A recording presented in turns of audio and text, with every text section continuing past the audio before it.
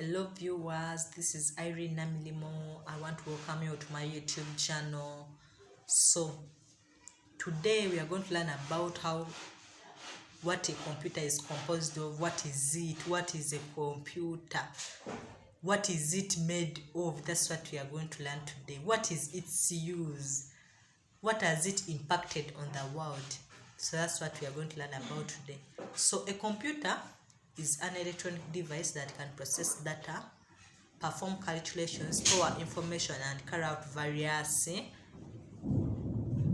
tasks.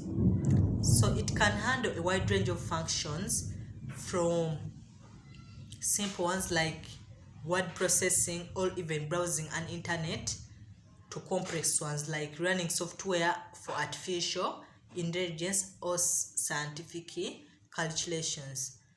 So that's what a computer is. That's what it can do. So we have components of a computer. This computer has components. It has components are things that can make a computer. What is it made of?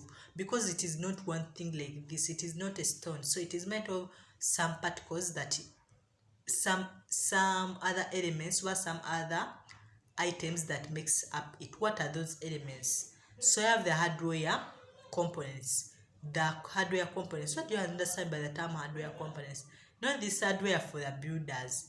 They are hardware components of a computer. So these are physical parts, the tangible parts, the one that you can touch in your hands. So can you mention them? These include the monitor, the keyboard, the cable, the mouse, the screen, the CPU, the memory, the storage. Correct. So we have, let's touch one of them. So we have the CPU, over the one called the central processing unit. It is often called the brain of the computer. So it performs calculations and executes instructions. That's the work. By the way, it is like a box. It is like a box. If you find something big on the computer, that is the central processing unit. So let's go to the memory, or the one that called it is RMA, the RAM. So it is a temporary storage that holds data and instructions.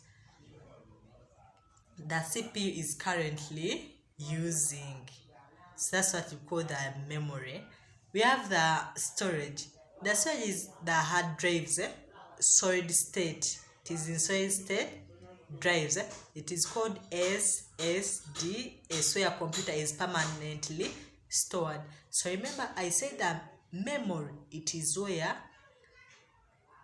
information about what we call data is temporarily stored. But here, storage, it is where it is the solid state drives, over what we call the hard drives, where data is stored permanently. It is where data is stored permanently. So those are so I try to remove those ones to differentiate them from I think we all know the hardware, the keyboard, we know the work of the mouse, the cable, the screen, we all know that. So let's go to the software. What do you understand by the term software? Software, someone can say this company stole the other company's software. What do you understand by the term software? So software, the program, these are programs and operating systems that tell the hardware what to do. So the software is the one that tells the hardware what to do. So examples include the operating system, the one that called the OS, and the application programs. So the operating systems manages hardware and software sources, e.g. Windows, I think we know Windows, the Linux, and so on and so forth. So we have the application programs. Application programs, these include the Word, the web browsers, we have the games, we have the PowerPoint, we have all. What should I say? So so those are examples of the software. Computers can be categorized different based in their size, power, and purpose. Such as we have the PC. We all know the PC. So these ones that personal computers, personal computers. Everyday tasks like work, gaming, internet using. So everyone uses.